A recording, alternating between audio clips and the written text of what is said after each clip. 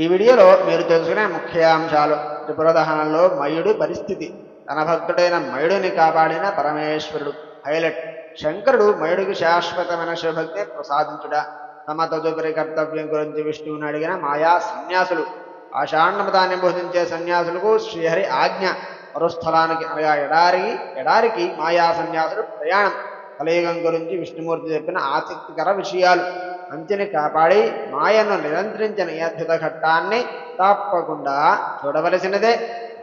ఓం నమః శివాయ.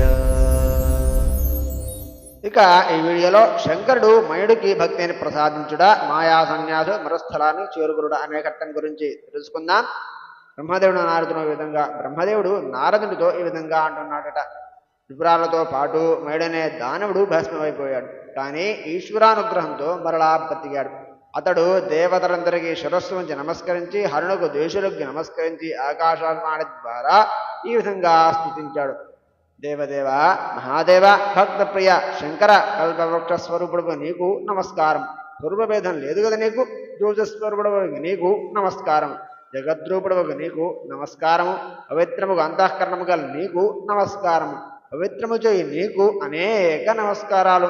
చిత్రమగు రూపం గలవాడవు, నిత్యుడవు, రూపములకు అతీతమైన వాడవకు నీకు నమస్కారము. దివ్య స్వరూపుడవు, దివ్యము అలంకారము కలవాడవకు నీకు నమస్కారము.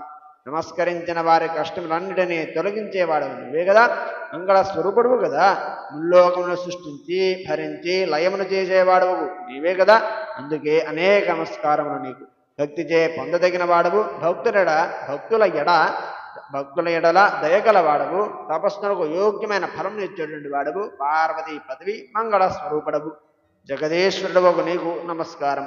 ఓ శ్రేష్టమగు ప్రభువా, నీవు స్తోత్రప్రియుడు కదా, కానీ స్తుతించుటకు నేను ఎరగను. ఓ సర్వేశ్వర, నీ శరణజిచ్చిన నన్ను ప్రసన్నుడవై రక్షించు అంటూ మయుడు స్తోత్రం చేశాడట. మయుడు స్తోత్రానికి మహేశ్వరుడు ప్రసన్నుడై, ఓ మాయాదానవా, నేను నీ పట్ల ప్రసన్నుడనైనాను, నీకు వరమిస్తాను, నీ కోరిక ఏమిటో చెప్పు అని అడిగాడట మహేశ్వరుడు.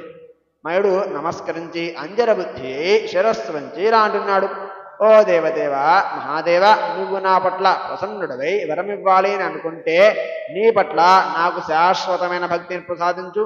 నీతోటి సఖ్యము, దీనుల పట్ల దయను నిరంతరం ఉండే విధంగా అనుగ్రహించు. మూర్ఖుల పట్ల ఉపేక్షను కలగనివ్వు.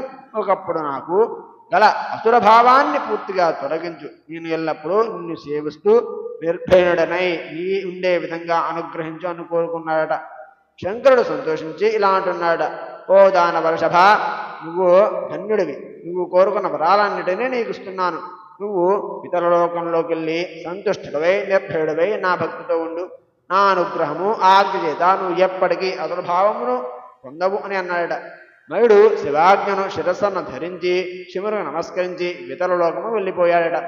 ఇంతలో విష్ణువు సృష్టించిన మాయా సన్యాసులు విష్ణు బ్రహ్మలకు ఆ సన్యాసులు నమస్కరించి ఇలా అంటున్నాడట: ఓ దేవదేవులారా, మేము ఎక్కడికి వెళ్ళాలి, ఏమి చెయ్యాలి? మీరు ఏ విధంగా ఆజ్ఞాపిస్తే ఆ విధంగానే చేస్తాం. మేము భగవంతుని ఆజ్ఞను అనుసరించే వాళ్ళం మాత్రమే. ఓ విష్ణువాది దేవతలారా, మేము దుష్కర్మలు చేశాము, దైత్యులకు గల పారమైన శివభక్తిని నశింపజేశాము. మేము చేసిన ఆ పాపానికి ప్రాయశ్చిత్తంగా కోటి కల్పాల కాలం వరకు నరక బాధలు అనుభవించినా మాకు ముక్తి అనేది లభించదు. శివభక్తి విరోధమైన మమ్మల్ని ఎవరు రక్షించగలరు? ఇటువంటి దుష్కర్మలను మాతో చేయించారు కదా. మేము మీకు శరణాగతులము కనుక ఈ పాపను పోగొట్టుకోవడానికి ఏదైనా ఉపాయం చెప్పండి అని ప్రార్థించారట. అంతా బ్రహ్మ విష్ణు దేవతలంతా శిరస్సు నుంచి నమస్కరిస్తున్న మాయా సన్యాసుని చూసి ఇలా అంటున్నారు: మీరు ఇప్పుడు భయపడకండి, ఇదంతా శివాజ్ఞలోనే జరిగింది. అందువలన మీకు ఎటువంటి దుర్గతి కలగదు. మీరు శివదాసులైన దేవర్షి కార్యములే చేశారు కనుక మీకు ఏ విధమైన దోషములు అంటవు. శివునకు దేవతలు ఋషులు అంటే ఎంతో ప్రీతి ఎక్కువ కదా. వాళ్ళకి కూడా శివుడు అంటే మహాప్రీతి కనుక వాళ్ళిద్దరి పనులను సానుకూలం చేసిన వాళ్ళకి ఎటువంటి దుర్గతులు రావు. కలియుగం మొదటి నుండే మీ మతాలు స్థాపించబడతాయి. మానవులంతా మీ మతాన్ని అనుసరించి దుర్గతిని పొందగలుగుతారు. సందేహించకండి, మేము చెప్పిన మాటలు నిజం, నమ్మండి. కలికాలం వచ్చే వరకు మీరు రహస్యంగా మరుభూమి ఎందు అనగా ఎడారి ఎందు దాక్కుని ఉండండి. కలి ప్రారంభమైన తరువాత ప్రతి పల్లెకు ప్రతి పట్టణానికి వెళ్ళి మీ మతాలను స్థాపించండి. అప్పుడు మానవులు మోహితులై మీ మాటలను నమ్మి మీ మతాలను స్వీకరిస్తారు అని చెప్పారట. సన్యాసులు దేవతలకు నమస్కరించి వారు చెప్పినట్లుగా మరు ప్రదేశాలకు వెళ్ళిపోయారట. తరువాత ఈశ్వరుడు దేవతలందరి చేత పూజింపబడి శుతులతో కలిసి తన స్వస్థలాలకు వెళ్ళిపోయాడట. తరువాత ప్రకాశరహితమైన దివ్యరథము దుర్భణాలు కూడా అదృశ్యమైపోయినాయట. 3 లోకాల వారు ముచ్చటపడుతూ శివనేశ్వరుని చాటి చెబుతూ వారి వారి లోకాలకు వెళ్ళిపోయారట. వ్యాస మహర్షి, నీకు ఇప్పుడు శివమహాయశస్కరమైన త్రిపురగాథను చెప్పాను కదా. ఈ గాథ చాలా దివ్యమైనది, యశస్కరమైనది, ధనధాన్య ప్రవర్ధకమైనది, స్వర్గ మోక్షప్రదమైనది. ఈ గాథను విన్నా లేక చదివినా ఈ లోకంలో సమస్త భోగాలను అనుభవించి పరమున అనగా మరణించిన తర్వాత మోక్షమును కూడా పొందుతారు.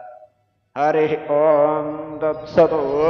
ఇంతటితో శంకరుడు మయుడికి భక్తిని ప్రసాదించుట, మాయా సన్యాస విమర్శరాలు చేరుకురుట అనే ఘట్టం పరిసమాప్తి. రేపటి వీడియోలో బృహస్పతి స్థుతి, జలంధరుని కథ, శంకరుడు శుక్ర బృహస్పతుల భక్తిని పరీక్షించుట అనే ఘట్టం గురించి తెలుసుకుందాం. స్వస్తి. ఇప్పటి వరకు చూసిన ప్రతి ఒక్కరికి ధన్యవాదాలు. ఇలాంటి అద్భుతమైన వీడియోల కోసం ఇప్పుడు శివభక్తుడు ఛానల్ని సబ్స్క్రైబ్ చేసుకోండి.